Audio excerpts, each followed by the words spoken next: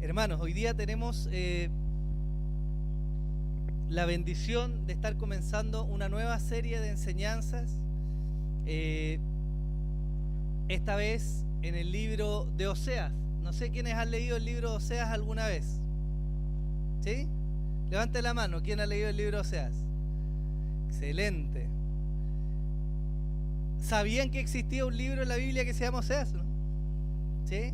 Antiguo Testamento, profetas menores, está el libro de Oseas. Es un libro difícil en alguna medida de entender. Les voy a explicar hoy día en la introducción de qué se trata el libro de Oseas, pero le quiero invitar a que usted disponga en la semana de tiempo y que pueda leer el libro de Oseas, porque nosotros creemos que toda la palabra es inspirada por Dios, ¿o no? Y si toda la palabra es inspirada por Dios, entonces algo tiene Dios para decirnos a través de este libro. Abra su Biblia, por favor, o préndala, enciéndala en Oseas capítulo 1, versículo 1. Me dice amén cuando lo tenga, por favor. Bien. Oseas 1:1 dice así: palabra del Señor que vino a Oseas, hijo de Beeri, en días de Usías, Jotam, Acaz y Ezequías, reyes de Judá, y en días de Jeroboam, hijo de Joás, rey de Israel. Si yo les hiciera una pregunta, ¿qué se necesita para quebrar una relación? ¿Qué me respondería usted? Traición. ¿Qué más? Falta de respeto, ¿cierto? ¿Qué más puede quebrar una relación? Decepción, de infidelidad, descuido, dijeron, ¿cierto? Hay muchas cosas que nosotros logramos identificar como algo que logra quebrar una relación. Y a pesar de que en los días en los que nosotros vivimos hoy, en el ámbito de pareja, está cada vez más abierto a relaciones abiertas, ¿cierto? O a no mantener una pareja estable, cosas con lo cual nosotros no estamos de acuerdo los cristianos, pero de alguna manera se logra identificar y la sociedad en alguna medida logra captar que existen problemas cuando hay infidelidad o cuando hay una traición a la lealtad en el vínculo que forma la pareja. ¿Lo hemos visto o no? Hay incontables problemas, muchos quiebres matrimoniales, muchas parejas que han quebrado la confianza y la relación por varios de los motivos que mencionaron ustedes, pero sobre todo por la falta de fidelidad.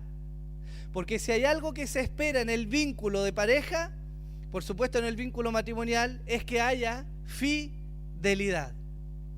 Y quiero partir con esto, porque el libro de Oseas nos habla precisamente de lo que es la fidelidad. El libro de Oseas nos va a mostrar a través de sus páginas lo que implica para Dios el concepto de fidelidad. Y es importante que traigamos a la memoria este libro, y lo vamos a hacer a través de esta serie de enseñanzas, porque nosotros carecemos hoy día de una visión correcta de lo que es la fidelidad. Muchas veces en la práctica somos muy relajados en la forma de vivir nuestro cristianismo, ¿no? A veces decimos, no, eso era para tiempos antiguos, más legalistas, los hermanos, en ese tiempo estaba bien que fueran rigurosos. Y parece ser que cuando entendemos la fidelidad solamente entendemos el concepto marital o de pareja, pero Dios demanda un grado de fidelidad de su pueblo. Y Oseas nos habla precisamente de un pueblo infiel ante un Dios que permanece siempre fiel. Por lo tanto, tiene harto que enseñarnos a nosotros.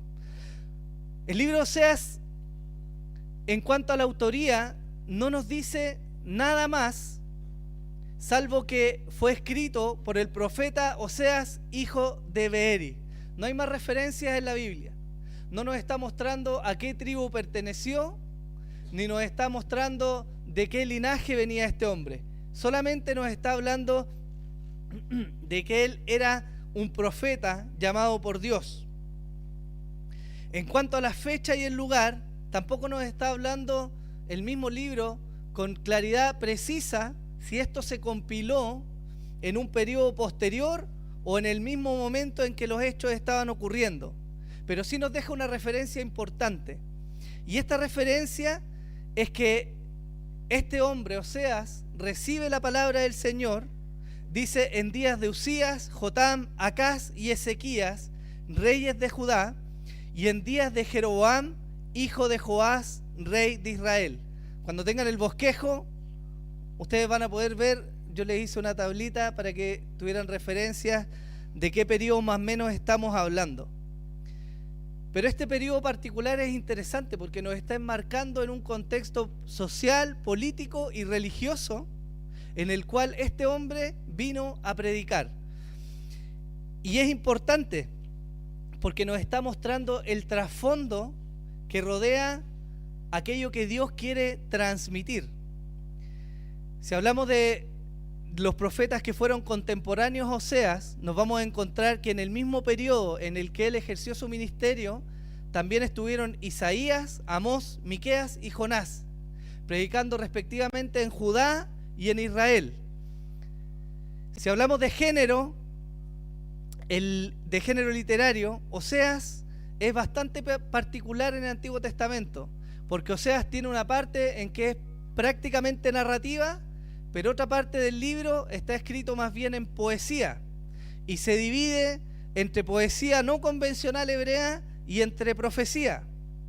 Y si hablamos de propósito, el libro de Oseas tiene el fin de mostrar las consecuencias acumuladas del pecado de Israel y al Dios soberano que sostiene su pueblo a pesar de la infidelidad de su pueblo.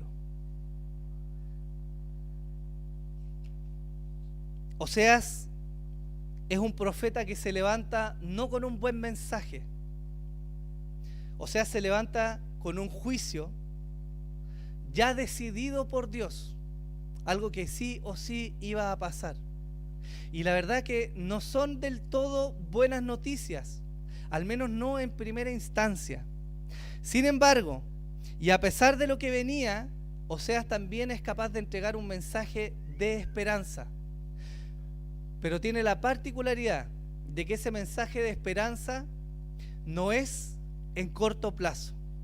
Es decir, Oseas va a hablar de la calamidad que viene, y esa calamidad que viene no va a poder ser evitada. Pero aún así, el profeta va a entregar esperanza. Si pudiéramos titular la enseñanza de hoy día, le pondríamos un Dios propicio a su pueblo. Y tiene que ver precisamente con lograr entender cómo Dios obra en medio de esta historia de Israel en un momento tan difícil. Si ustedes se recuerdan o si han leído el Antiguo Testamento, y si no, yo les invito a que lean Primera, Segunda de Reyes y Primera y Segunda de Crónicas, porque nos están mostrando la sucesión de los reyes que vinieron desde que Saúl fue coronado rey hasta los días en que Israel y Judá, en épocas distintas, fueron llevados al exilio por Asiria y por los babilonios. Y particularmente encontramos al profeta Oseas predicando en un tiempo en que el reino de Israel unificado ya se había dividido.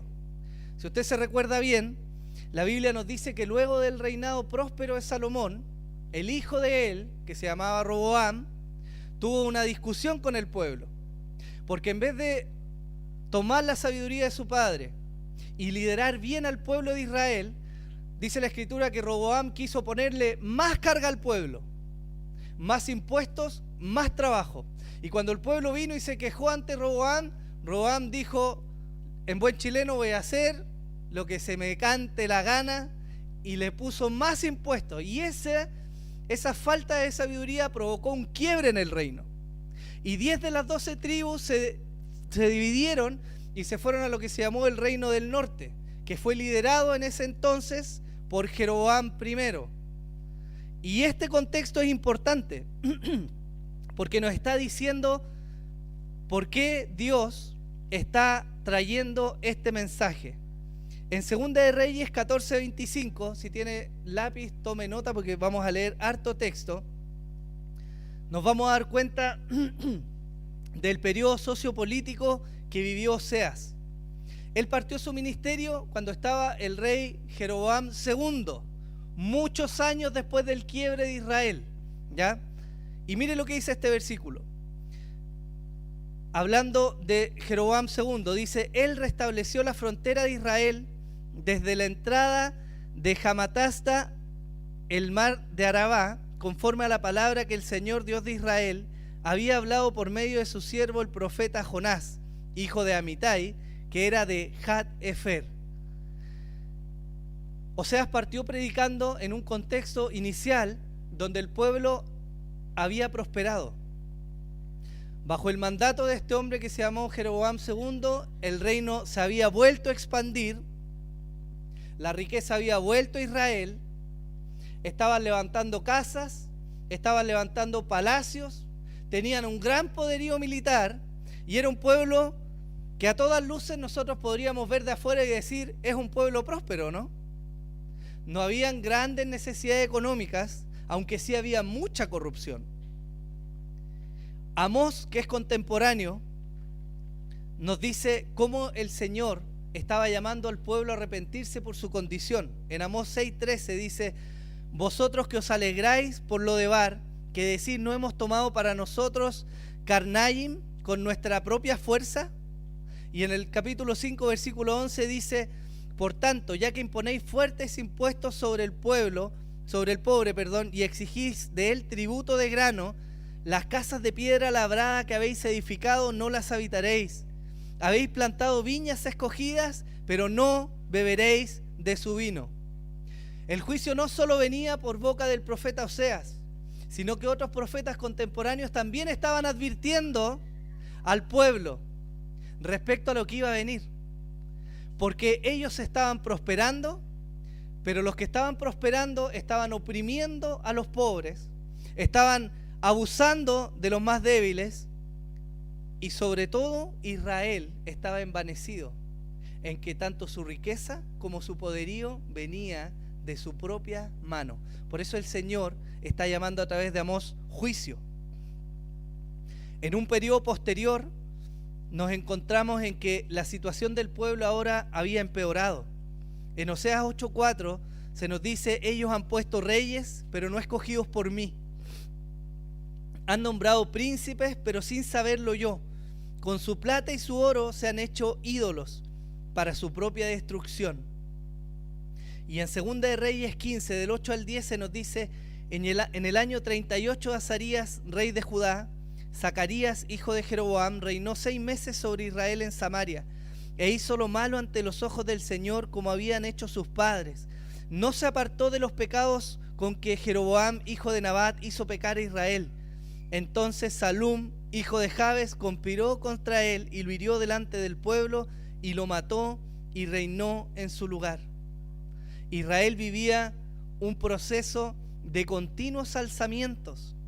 Israel vivió en este periodo una crisis interna tan grave que era literalmente una sedición social.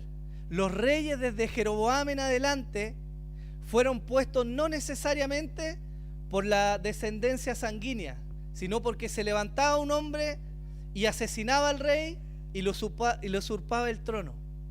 Eso estuvo así hasta el momento en que Israel fue llevado cautivo por los asirios. Israel vivía preso de impuestos abusivos. Israel sufrió importantes derrotas militares por parte de los asirios. El pueblo, en el periodo en que Oseas habló, pasó de una prosperidad inicial y de una especie de tranquilidad a un periodo de convulsión. No había seguridad, no había paz en el pueblo, No había realmente una vida espiritual desarrollada. El pueblo estaba entrando en crisis. Y llevamos desde este punto años, desde que el reino se había dividido. En el periodo final de Oseas, Israel fue derrotado y exiliado.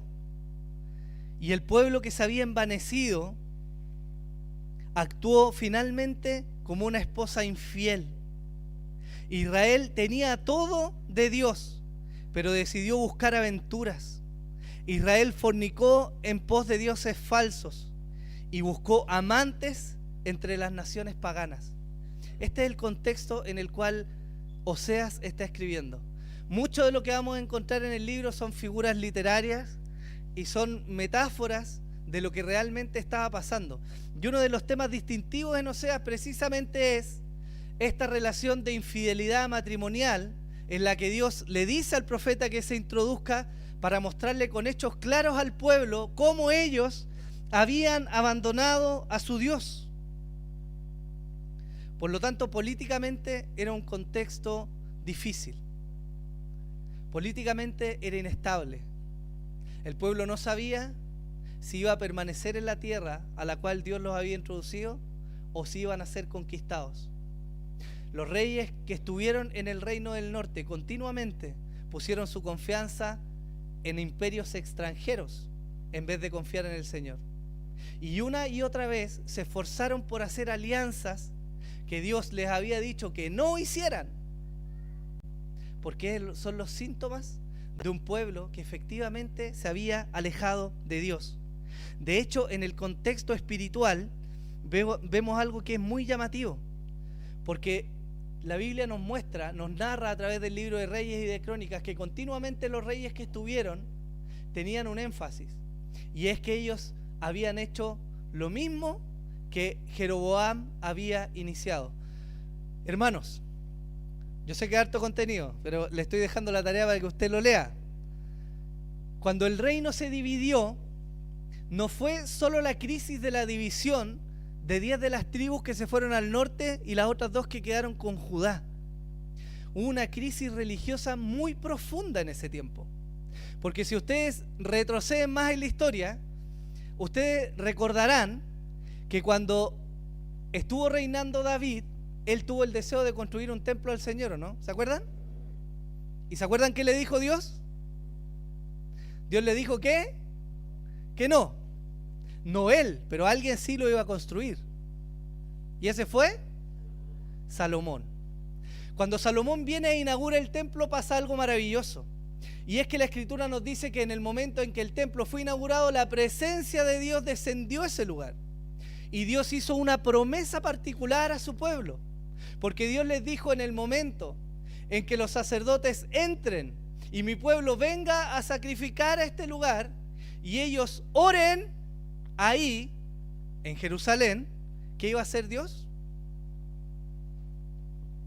Dios iba a oír y a contestar la oración de su pueblo. Porque Jerusalén en ese momento particular no era cualquier ciudad. Y el templo no era cualquier templo. Era el lugar donde Dios había decidido morar en medio de su pueblo. Y donde la presencia de Dios manifiesta iba a guiar y dirigir y gobernar a Israel. El reinado de Salomón fue próspero, pero su hijo, por falta de sabiduría, quebró el reino. Y el pecado de Jeroboam, tan abominable, es que en el momento en que se dividió el reino, para que el pueblo no siguiera yendo a Jerusalén a adorar, él levantó otros lugares de adoración y levantó otro pueblo para que fuera sacerdotes y cambió al Dios de Israel, que los había librado y que los había metido en la tierra, por esculturas de oro. Y eso fue abominable. Primera de Reyes 12, del 26 al 33, dice así: y Jeroboam dijo en su corazón: ahora el reino volverá a la casa de David. Si este pueblo continúa subiendo a ofrecer sacrificios en la casa del Señor en Jerusalén, porque el corazón de este pueblo se volverá a su Señor, es decir, a Roboam, rey de Judá, y me matarán, y volverán a Roboam, rey de Judá. Y el rey Jeroboam tomó consejo hizo 2 becerros de oro y dijo al pueblo, a las 10 tribus que habían quedado en el norte: es mucho para vosotros subir a Jerusalén. He aquí vuestros dioses, oh Israel, los cuales te hicieron subir de la tierra de Egipto. Puso uno en Betel y otro lo puso en Dan. Y esto fue motivo de pecado, porque el pueblo iba aún hasta Dan a adorar delante de uno de ellos. Hizo también casas en los lugares altos, e hizo sacerdotes de entre el pueblo que no eran de los hijos de Leví.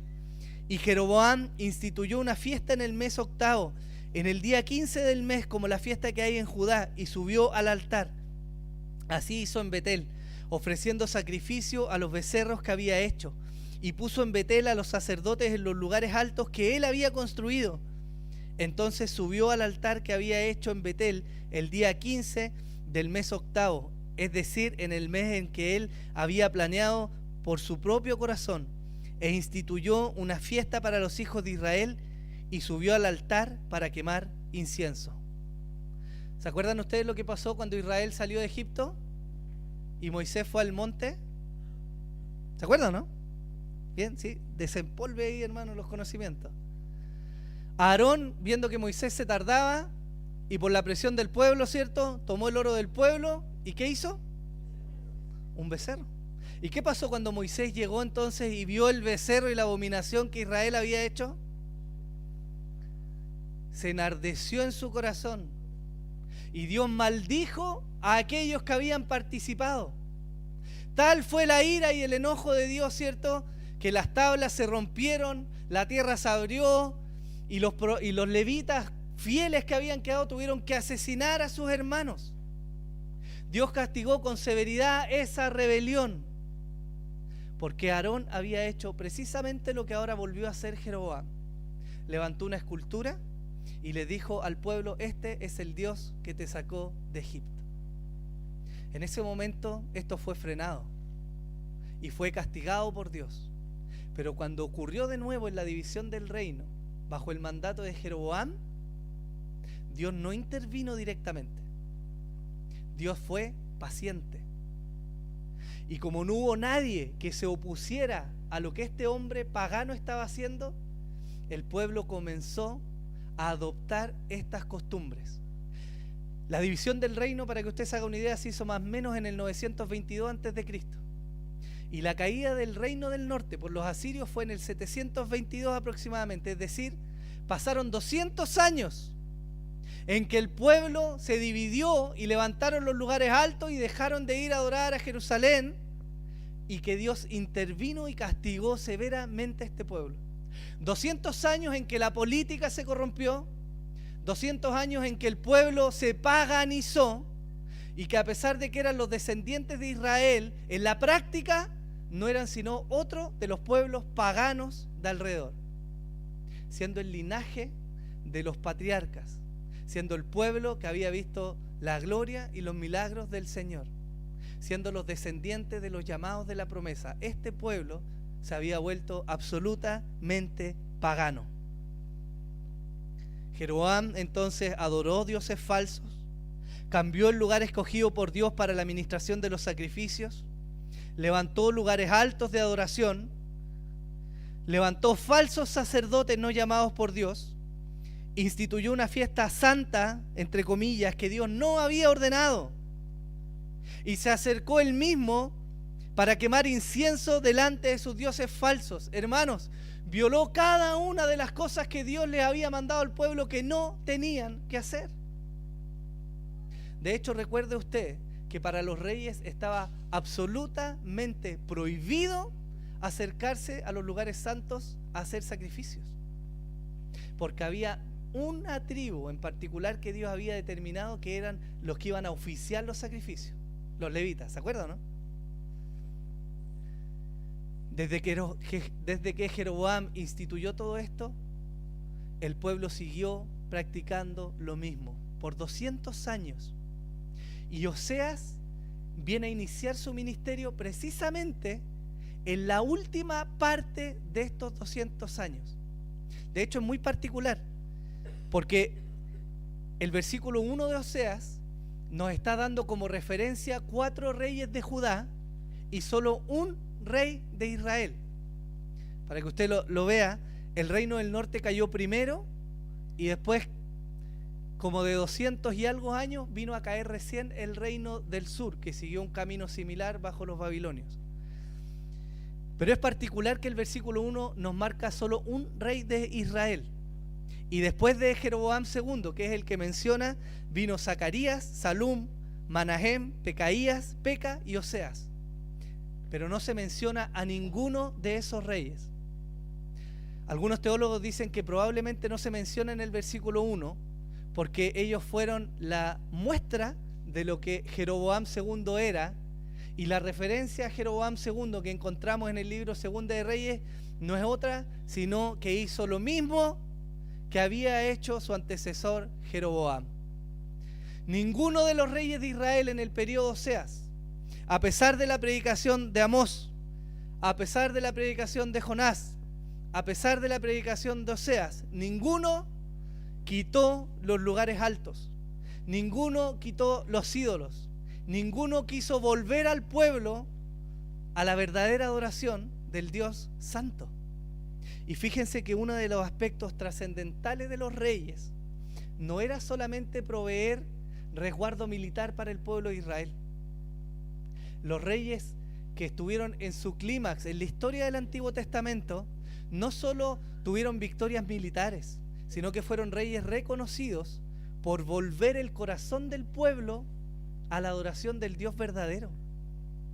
El reinado de David, que junto a Salomón fueron los momentos más elevados de la historia de Israel en el Antiguo Testamento, se caracterizaron no solo por la prosperidad material, por el poderío militar, sino porque el pueblo vivió un avivamiento en sus corazones, porque el pueblo volvió a adorar a Dios, porque el pueblo se había alejado del paganismo y había vuelto verdaderamente a su Dios que los había librado de Egipto y que los había llevado ahí a donde ellos estaban ahora. Pero ninguno de estos reyes fue capaz de volver al pueblo al Señor. Segunda de Reyes 14, versículos 23 y 24 dice así: en el año 15 de Amasías, hijo de Joás, rey de Judá, Jeroboam, hijo de Joás, rey de Israel, comenzó a reinar en Samaria, y reinó 41 años, e hizo lo malo ante los ojos del Señor. No se apartó de todos los pecados con que Jeroboam, hijo de Nabat, hizo pecar a Israel. La sucesión de los reyes. Después de Jeroboam II, que menciona Oseas en el versículo 1, vino Zacarías. Y la Biblia nos dice que también hizo lo malo ante los ojos del Señor, porque no apartó al pueblo de los pecados de Jeroboam. Después de él viene Salum, que no era hijo de Zacarías, sino que se levantó y lo asesinó.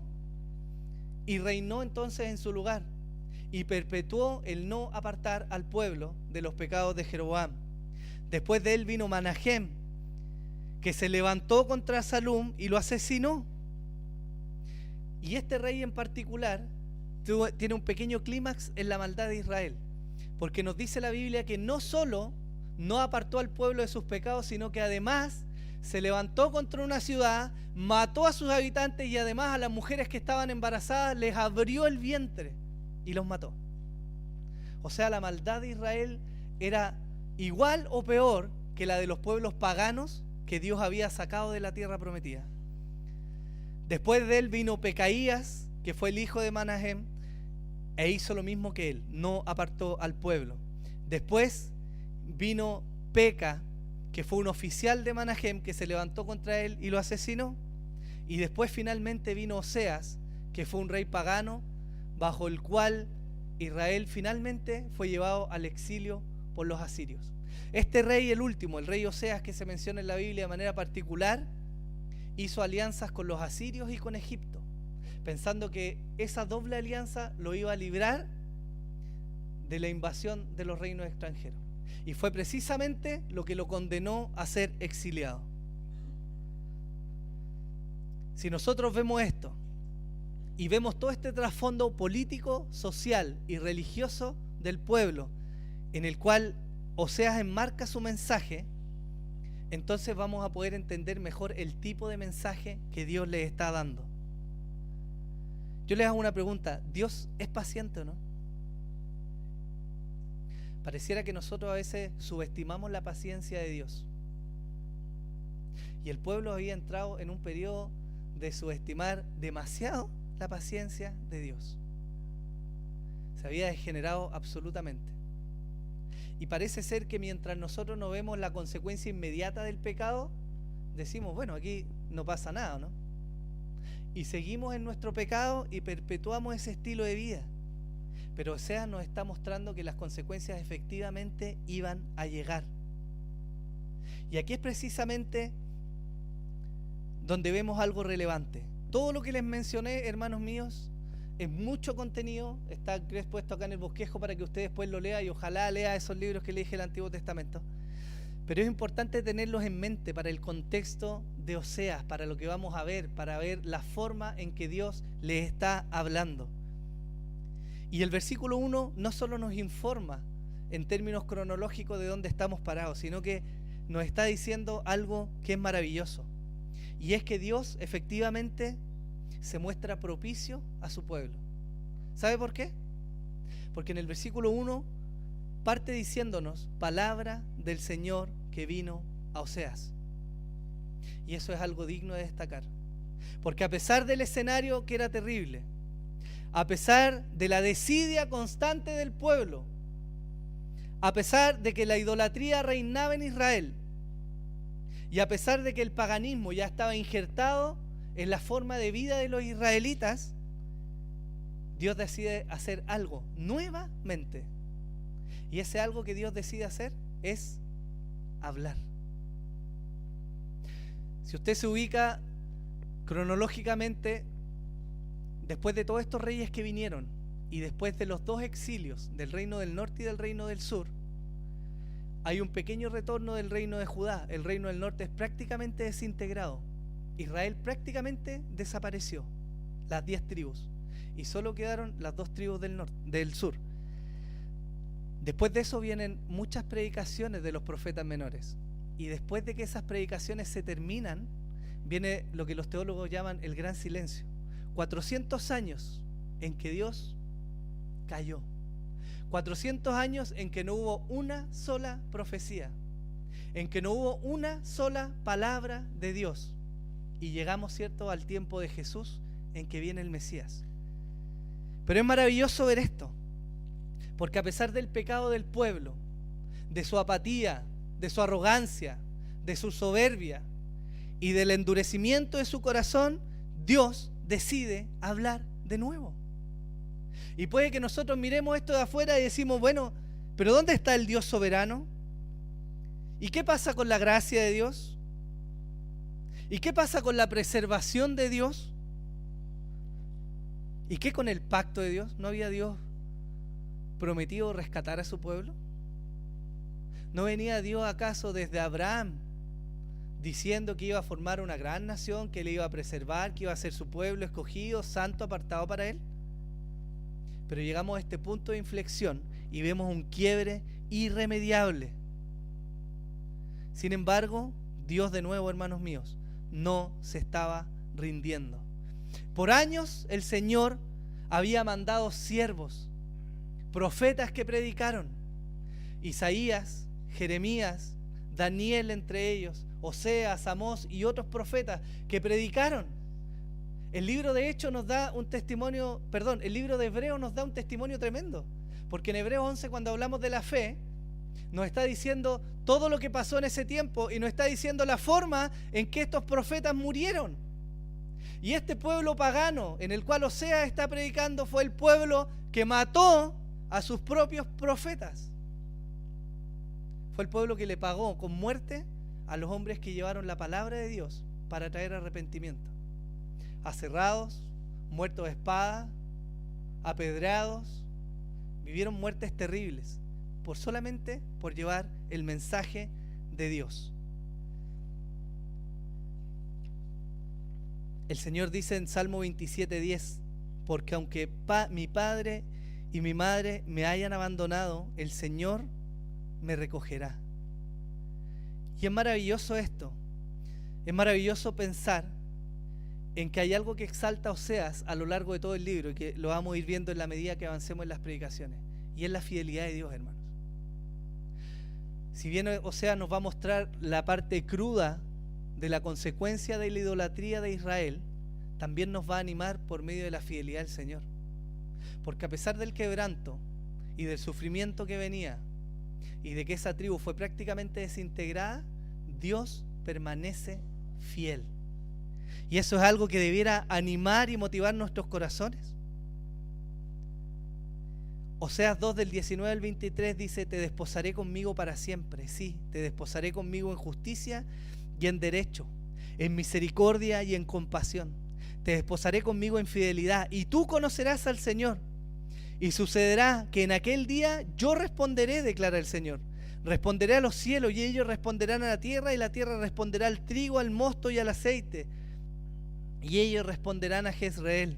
La sembraré para mí en la tierra y tendré compasión de la que no recibió compasión. Y diré al que no era mi pueblo: tú eres mi pueblo. Y él dirá: tú eres mi Dios. Yo les pregunto, ¿de qué nos sirve hoy día conocer la historia de Oseas?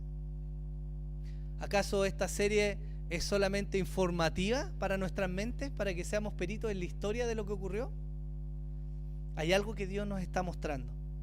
Y en primer lugar, nos está llamando a tener temor de Dios. La Escritura dice claramente: busquen al Señor mientras pueda ser hallado. ¿Y saben por qué nos dice busquen al Señor mientras sea tiempo?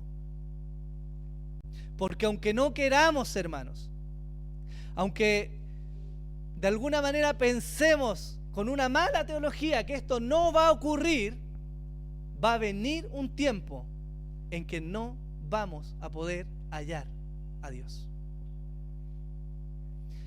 Hoy día tenemos el privilegio de estar acá. Y yo, quizás los que se han relacionado conmigo saben que soy extremadamente pesado y catete en decirle: hermano, el domingo es para ir a la iglesia. Y yo no sé si les molesta o no, pero hoy día estamos acá, mientras que en otros países, ¿sabe dónde se reúne la iglesia? La iglesia no puede reunirse en un culto público. Hay países en donde nuestros hermanos tienen que reunirse en los sótanos, en catacumbas, en pequeños grupos, porque son perseguidos. Y me imagino cuánto querrían nuestros hermanos estar en un culto abierto, donde podemos venir con toda y plena libertad a adorar al Señor. Pero nosotros pensamos que las cosas van a ser eternas acá en la tierra. No, si puedo pecar da lo mismo, Dios no va a hacer nada. Mira todos los años que llevo haciendo esto y viste, no me ha pasado nada. Así pensaba Israel. Israel pensaba que en su paganismo Dios jamás iba a hacer nada. Los fariseos que encontramos en los relatos del Nuevo Testamento pensaban así. Nosotros somos el pueblo de Dios. Nosotros somos el pueblo de Dios. Dios nos va a salvar, así que da lo mismo. Somos descendientes de Abraham, ¿no? Y Jesús viene y en sus caras les dice: ustedes no son el pueblo de Dios. No es por la sangre, es por la convicción y la forma en que viven. Por lo tanto, esta primera parte, esta introducción a Oseas, debiera marcar en nosotros tener temor de Dios.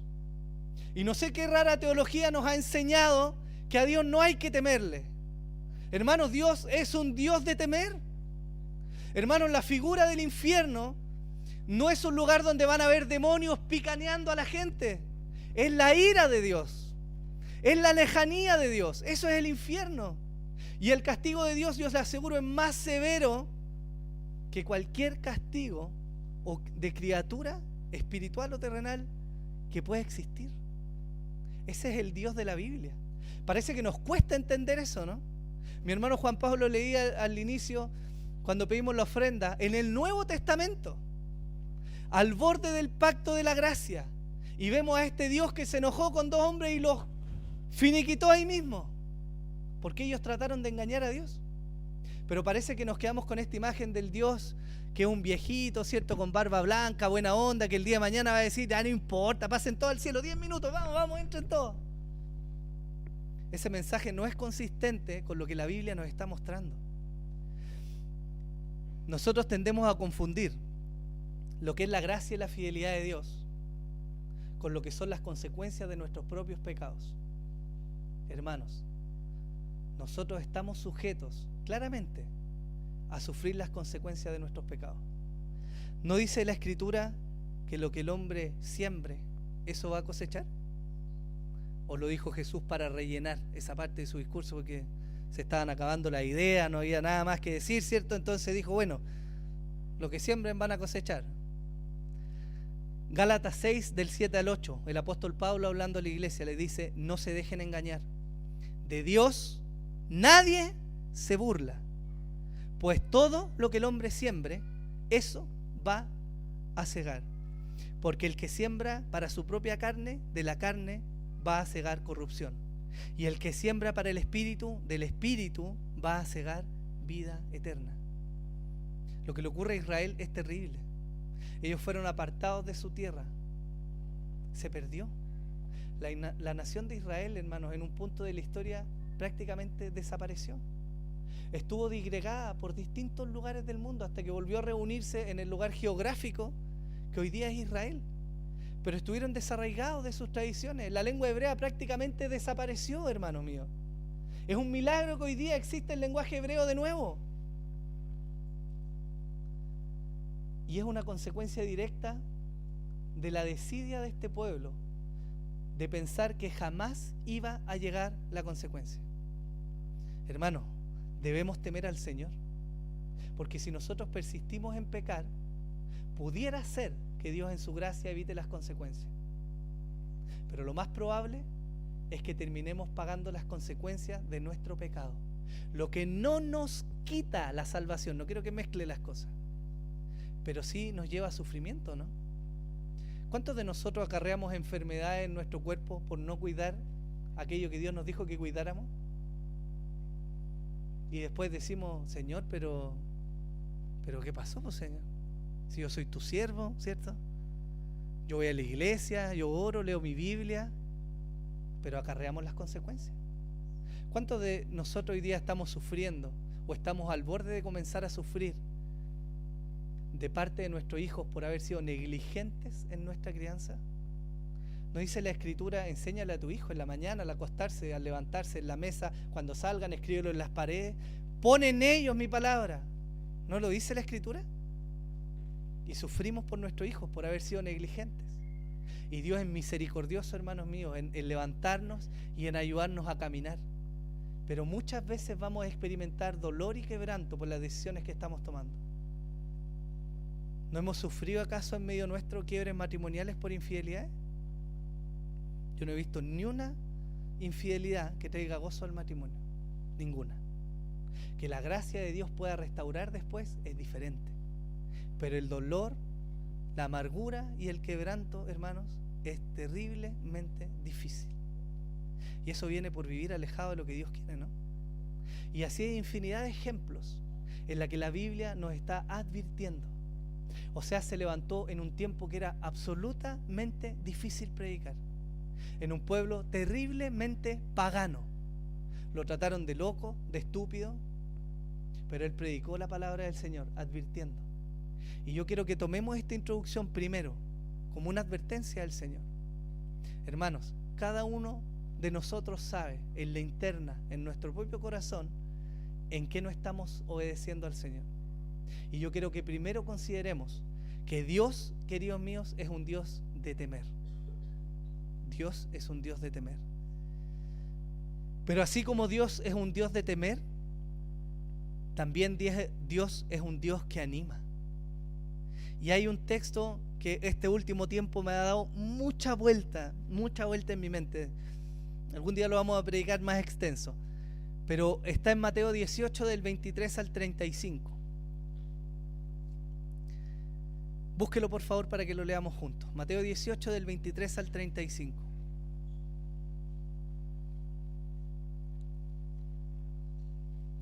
Si lo tiene me dice amén. Amén. Dice así: por eso el reino de los cielos puede compararse. Yo estoy leyendo la Biblia de las Américas por si acaso.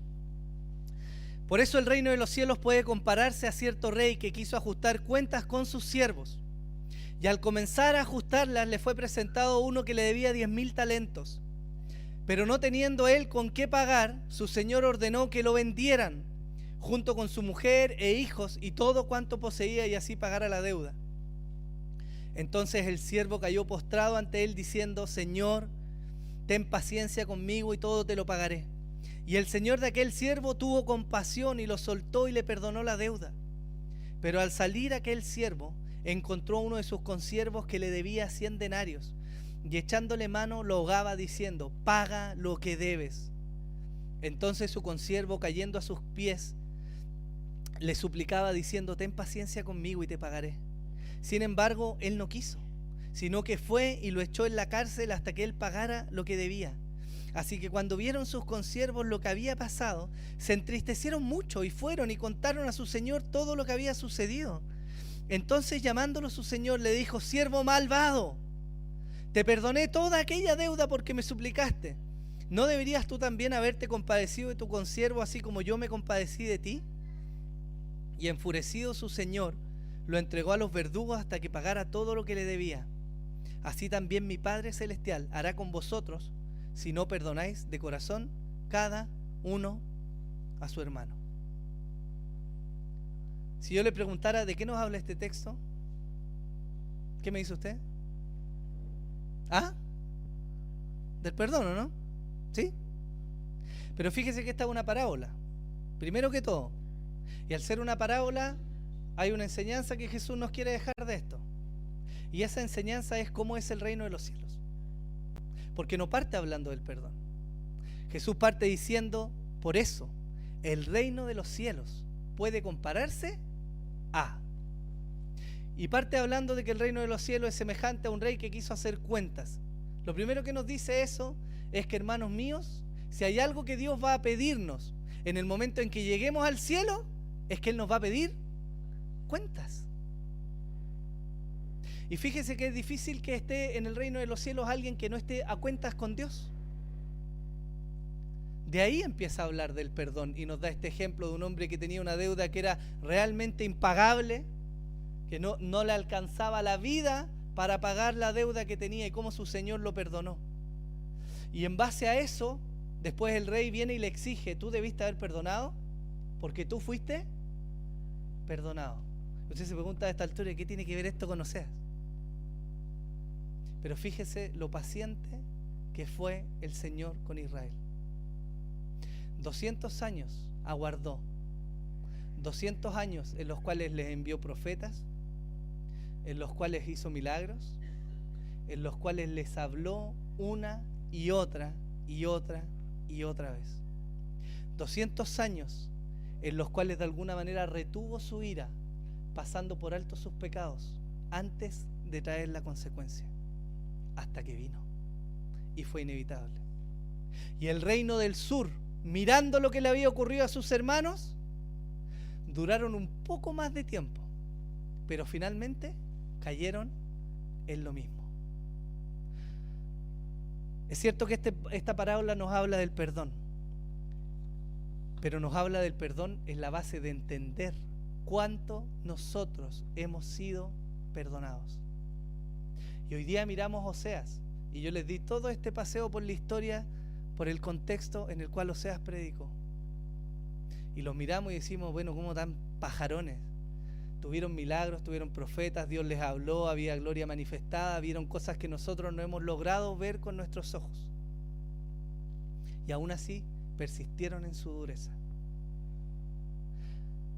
Hay un motor que nos mueve a nosotros a vivir la vida piadosa y a vivir una vida realmente entregada para el Señor. Y eso, hermanos míos, es comprender cuán deudores somos de Dios. ¿Usted sabe cuánto nos ha perdonado el Señor?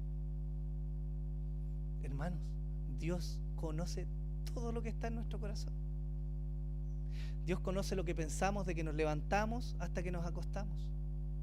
Dios conoce lo que ven nuestros ojos cuando estamos en la calle o en la casa solos. Dios conoce las motivaciones de nuestro corazón respecto a los que nos rodean, a nuestros hermanos. Digo, ¿no vale la pena dar nuestra vida por el Señor o no? Eso fue lo que hicieron los apóstoles. Después de que entendieron quién era Jesús y lo que Jesús había hecho por ellos, todos ellos murieron por causa del Señor. Y a nosotros nos cuesta levantarnos para venir a la iglesia. O llegamos tarde. O somos negligentes en nuestra vida de oración. O no queremos perdonar. O decimos, no, ¿para qué tan cuáticos? Si seguir a Dios, no, hay que ser relajado. Total, al final somos salvos por la fe, ¿no? Pero fíjense que no vaya a ser que estemos cediendo espacio en nuestro corazón a esa desidia que llevó a Israel a la ruina. Porque creo que tenemos motivos suficientes para entregar nuestra vida y mucho más al Señor, ¿o no? Hermano, nosotros deberíamos estar condenadísimos por causa del pecado. Por causa de cómo somos, ninguno de nosotros debiera tener una pizca de esperanza. Pero el Señor ha sido misericordioso. Y hoy día miramos hacia atrás lo que pasó en el contexto de Oseas y tenemos una ventaja estratosférica. Porque en ellos no vivía el Espíritu de Dios. Pero el Señor nos regaló que su Espíritu viviera en nosotros, ¿o no? Hermanos, ¿cuánto más entonces? ¿Cuánto más fieles debiéramos ser? ¿Cuánto más fervientes debiéramos vivir? ¿Cuánto más gratitud debiera estar en nuestros corazones para vivir la vida que Dios desea? Y es cierto, hermanos, Dios no nos va a alejar del mundo, Dios no quiere que vivamos en monasterios, Dios no quiere que seamos fanáticos al punto de vivir en una secta. Pero si no estamos viviendo a concho, hermanos, por último debiéramos reflexionar qué pasa en nuestra comunión con el Señor.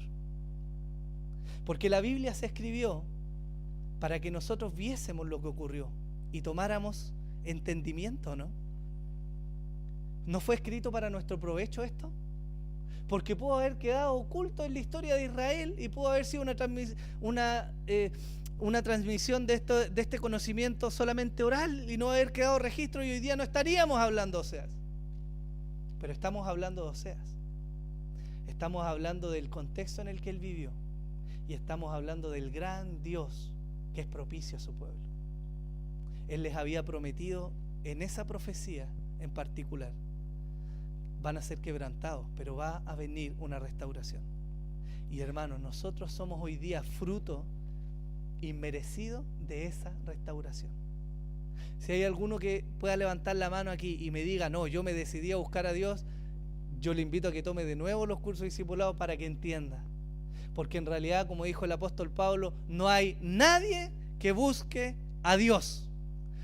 Todos nos desviamos, todos nos hicimos inútiles, todos nosotros permanecimos en nuestro pecado hasta que el Señor en su gracia vino y nos rescató. Y estamos acá por su gracia. No somos mejores que el pueblo de Oseas, pero hemos recibido su gracia. Y eso es un motivo para estar alegres. Amén. Póngase en pie, por favor.